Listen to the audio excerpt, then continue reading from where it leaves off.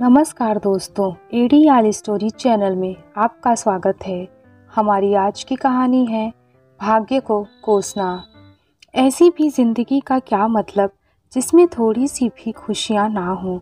पता नहीं कौन सी गलती हुई है मुझसे जिससे भगवान ने मेरी झोली में दुनिया के सारे दुखों को भर दिया है। एक बार की बात है, एक इंसान अपनी ज़िंदगी से बहुत परेशान था। वह हर समय अपने आप को कोसता रहता था कि लानत है ऐसी ज़िंदगी का, जिससे अच्छा तो मैं मर ही जाता। क्या जीवन पाई है मैंने, हर परेशानी मेरे पास ही है, हर दुख मेरे ही पास आकर रहता है, हर संकट मेरे ही सर पर पड़ती है। ऐसा लगता है दुनिया के सारे पाप मैंने ही किए हैं, तभी तो भगवान ने दुनिया के सारे दुख मेरी ही झोली में डाल दिए हैं। इसी तरह एक दिन एक तालाब के पास बैठा हुआ वह आदमी अपने आप को कोस रहा था कि क्या किस्मत पाई है मैंने, इतनी नरक भरी ज़िंदगी पाई है मैंने। कि तभी अचानक एक बाज अपने शिकार को पंजों में दबाए हुए एक पेड़ पर आकर बैठ जाता है और वहीं पर अपने शिकार को खाने लग जाता है। यह परेशान आदमी जब उस बाज को देखता है तो कहने लगता है कि क्या ज़िंदगी है इसकी, क्या जीवन जी रहा है मज़े का। इसके तो ऐस ही ऐस हैं, ना इसे खाने की चिंता, ना पीने की, ना पहनने की और ना ही परिवार की। और मस्त खुली हवाओं में जब चाहे इधर उधर घूमता है, सारे दिन आसमान में उड़ता हुआ मज़े करता रहता है। असल ज़िंदगी तो यही जी रहा है। फिर वह आसमान की तरफ देखकर ज़ोर ज़ोर से चिल्लाता है कि काश मैं भी एक बाज होता, मैं भी इतनी ही मज़े की ज़िंदगी जीता, मेरे पास भी कोई दुख ना होता, मुझे भी कोई परेशानी नहीं होती। काश मैं भी एक बाज होता, काश मैं भी एक बाज होता, कहते हुए रोने लगता है। तभी अचानक आसमान में बिजली कड़कने लग जाती है। फिर आसमान से आवाज़ आती है कि हे इंसान, क्या हमने जो सुना है वह सच है? क्या तुम सच में इंसान की ज़िंदगी से परेशान हो और तुम एक बाज बनना चाहते हो? इस आकाशवाणी को सुनकर वह इंसान हैरान रह जाता है और आसमान में चारों तरफ देखते हुए कहता है कि हाँ, मैं सच में अपनी इस ज़िंदगी से बहुत परेशान हूँ, क्योंकि ज़िंदगी की हर परेशानी मेरे ही साथ है, हर दुख हमेशा मुझे ही घेरे रहती है, दुनिया की हर तकलीफ़ मेरे ही साथ है। तो आसमान से फिर आवाज़ आती है कि हे इंसान, एक बार फिर से सोच ले तुझे क्या करना है, क्योंकि हमने तुझे बड़ी ही प्यारी ज़िंदगी दी है।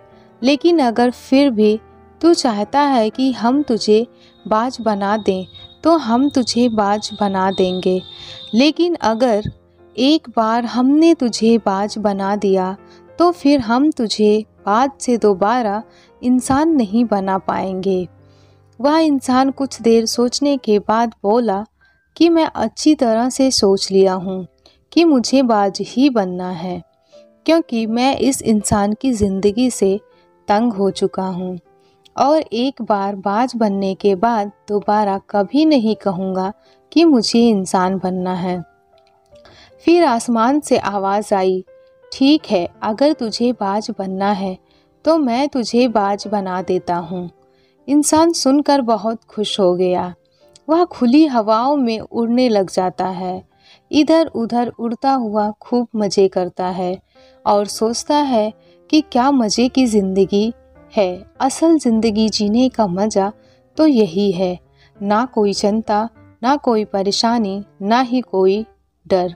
वह सारा दिन ऊंचे आसमान में उड़ता रहता है, 2 से 3 मिनट तक पंख मारता है, उसके बाद पंख मारना बंद कर देता है और लंबे समय तक हवाओं में तैरता रहता है। इसी तरह से हवा में मज़े लेते हुए शाम का समय हो जाता है और उड़ते उड़ते वह थक जाता है। तो वह सोचता है कि मेरे पास रहने का भी एक ठिकाना होना चाहिए। मेरा भी अपना एक सुंदर सा घर होना चाहिए, जहाँ मैं दिन भर मज़े करने के बाद रात में आराम कर सकूं। यह सब सोचकर वह छोटी छोटी लकड़ियाँ इकट्ठा करने लग जाता है और एक ऊंचे पेड़ पर अपना घोंसला बनाने लग जाता है।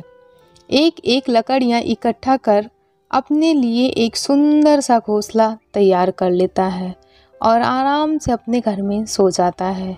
सोते हुए सोचता है कि सुबह उठकर पूरे दिन मैं खूब मस्ती करूँगा। खुली हवा में इधर उधर उड़ते हुए मौज मस्ती में ही दिन कट जाएगा। सुबह होते ही वह शिकार की तलाश में निकल पड़ता है। हवाओं में उड़ता रहता है और ऊपर से जाकर देखता है कि कहीं से मुझे कोई शिकार ज़मीन पर नज़र आ जाए तो मैं उसे तुरंत जाकर दबोच लूं और वहीं पर उसे खा लूं। लेकिन काफ़ी समय बीत जाने के बाद भी उसे कोई शिकार नज़र नहीं आता है। वह लगातार आकाश में उड़ते रहता है, शिकार को ढूंढता रहता है, लेकिन उसे कोई भी शिकार नहीं मिलता है। फिर वह पास के एक जंगल में चला जाता है। वह सोचता है कि शायद वहाँ कोई अच्छा सा शिकार मेरे हाथ आ जाए। यह जंगल के ऊपर उड़कर शिकार को ढूंढता रहता है। जंगल के अंदर भी जाकर शिकार को ढूंढने लगता है, लेकिन इसे वहाँ भी कोई शिकार नहीं दिखता है। शाम का समय नज़दीक आ जाता है। वह मायूस होकर वापस अपने घोंसले की तरफ लौट जाता है कि तभी रास्ते में एक पेड़ के ऊपर बैठ जाता है। तब यह उस पेड़ पर बैठ जाता है तो उसकी नज़र एक घायल चिड़िया पर पड़ती है। वह तुरंत जाकर उसे दबोच लेता है और उसके पंख निकाल कर अलग कर देता है और उसे खा जाता है। खाने के बाद वह अपने घोंसले की तरफ उड़ जाता है और रास्ते में सोचता है कि चलो बीमार ही सही, चिड़िया मिली तो कुछ तो खाने को मिला। वह फिर अपने घोंसले में जाकर आराम करने लगता है और सोचता है कि कल किसी अच्छे शिकार को पकड़कर अपनी भूख मिटा लूँगा। सुबह का प्रकाश निकल पड़ता है। बाज सो उठकर अपने शिकार की तलाश में हवा में उड़ता रहता है।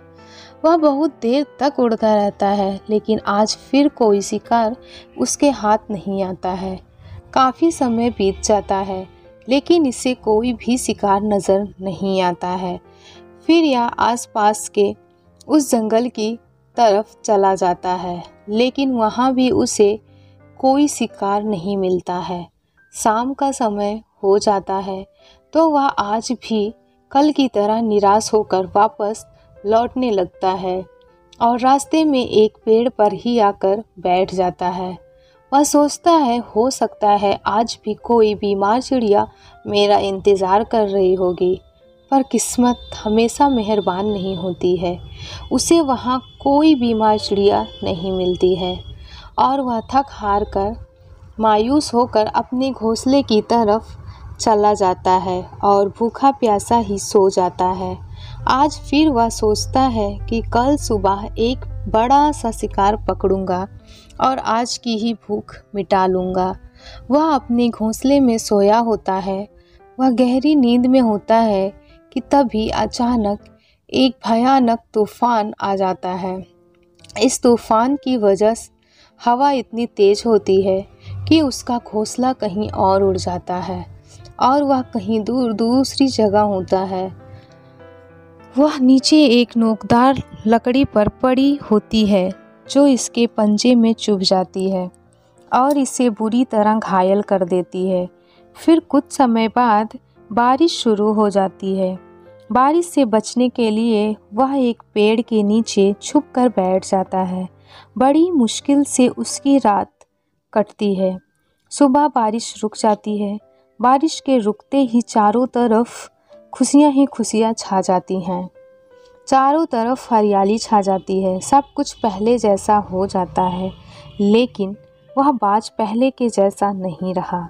इसका पंजा लकड़ी लगने की वजह से बुरी तरह से घायल हो गया था। और दोस्तों, आपकी जानकारी के लिए बता दूं कि बाज का जो पंजा होता है वह उसके शिकार को पकड़ने के लिए सबसे ज़्यादा ज़रूरी होता है, क्योंकि बाज अपने पंजों से ही अपने शिकार को पकड़ता है और फिर अपनी चोंच के माध्यम से उसे नोच कर खाता है। लेकिन अब इस बाज का पंजा बुरी तरह से घायल हो गया था और वह पिछले 2 दिनों से भूखा भी था। वह शिकार की खोज में थोड़ा सा उड़ता है कि शायद फिर कहीं भी मार चिड़िया उसे मिल जाए, लेकिन कहाँ बार बार कोई भी मार चिड़िया मिलने वाली थी। वह उड़ते उड़ते भूख और दर्द के मारे थक कर एक पेड़ पर आकर बैठ जाता है। तभी अचानक से करीब 8 से 10 काउओं का एक झुंड मिलकर इस बाज को परेशान करने लग जाते हैं। इसके ऊपर जाकर इसके घाव में चोंच मारने लग जाते हैं। काउओं को भी यह पता चल जाता है कि यह बाज घायल है और भूख की वजह से कमज़ोर है, इसलिए उसे बहुत परेशान करते हैं। तभी बाज उनसे बचने के लिए थोड़ा सा उड़ता है और फिर जाकर पेड़ पर बैठ जाता है, लेकिन फिर भी कौवे उसके पीछे आ जाते हैं। फिर बाज खुद को बचाने के लिए उड़ने लग जाता है, लेकिन कौवे इसका पीछा नहीं छोड़ते हैं। कौवे अक्सर बाज को परेशान करने के लिए ऐसा करते हैं, लेकिन फिर भी बाज उनके साथ एक खेल खेलता है। बाज हवा में सीधी उड़ान भरने लग जाता है। वह तेज़ी से ऊपर की ओर उड़ने लग जाता है। कौवे भी उसके पीछे उड़ते हैं, लेकिन कुछ देर तक उड़ने के बाद कौवे ऐसी ऊंचाई पर पहुंच जाते हैं जहां पर उन्हें ठीक से ऑक्सीजन की मिलना बंद हो जाती है और उनका दम घुटने लग जाता है। उनकी सांस रुकने लग जाती है, इसलिए वह वहां से ऊपर नहीं जा सकते, जबकि बाज तो बादलों से भी ऊपर उड़ सकता है। लेकिन कौवे वहां से ऊपर नहीं जा पाए और वह नीचे आने लगते हैं। अतः इस तरीके से बाज ने उनसे अपना पीछा छुड़ा लिया। इतनी ऊंची उड़ान भरने के लिए इस बाज के पास इतनी ताकत नहीं थी, क्योंकि वह भूखा था और घायल भी था। अंत में थक कर बाज एक टीले पर जाकर बैठ जाता है। इसी तरह भूख और घायल हालात में कई दिन गुजर जाते हैं, लेकिन इस बाज की हालत में कोई सुधार नहीं होता है। फिर जब बाज का अंतिम समय आने लगता है तो इसके अंदर बिल्कुल भी ताकत नहीं बचती है। इसका शरीर भी साथ छोड़ने लग जाता है। तो यह किसी तरीके से उड़कर पास ही इंसानों के एक अस्पताल की छत पर जाकर बैठ जाता है और वहां से आने जाने वाले मरीजों को देखता है और अपने आप से कहता है कि काश आज मैं एक इंसान होता तो ऐसे छोटे छोटे जख्मों का हॉस्पिटल से इलाज करवा लेता, या किसी को भी अपनी तकलीफ़ बता सकता कि मैं बीमार हूँ, मैं बहुत भूखा हूँ, मैं बहुत ही ज़्यादा परेशान हूँ, लेकिन मैं आज एक ऐसा बेजुबान परिंदा हूँ जो किसी से कुछ नहीं कह सकता, किसी को अपना दुख नहीं बता सकता और किसी से कोई भी मदद नहीं मांग सकता हूँ। यही सब बातें सोचते हुए वह उसी छत पर अपना दम तोड़ देता है। वह अपनी जान की कुर्बानी तो दे देता है, लेकिन साथ ही साथ हमें यह सीख भी दे जाता है कि हमें जैसा बनाया गया है उसी में ही खुश रहना चाहिए। हमें खुद में ही बेहतर की तलाश करनी चाहिए, उसी में बेहतर करने की कोशिश करते रहना चाहिए, ना कि इस बात से परेशान रहो कि काश मैं ऐसा होता, काश मैं वैसा होता, काश मेरे पास दुनिया के सारे सुख होते, काश मैं यह बन जाता। आपको जैसा भी बनाया गया है उसी में अपना सर्वश्रेष्ठ करने का प्रयास करते रहो। दोस्तों, यह कहानी हमें जीवन का एक महत्वपूर्ण नियम सिखाती है कि हम जैसे भी हैं अच्छे हैं। हमें हर सुख दुख को लेकर चलना चाहिए। जीवन संघर्ष से भरा होता है, हमें उससे कभी घबराना नहीं चाहिए। भगवान ने हमें चाहे जैसी भी परिस्थिति दे रखी हो, बस हमें उसी में अपना ही सर्वश्रेष्ठ करने का प्रयास करते रहना चाहिए। दोस्तों, कहानी अच्छी लगी हो तो वीडियो को लाइक शेयर ज़रूर करें।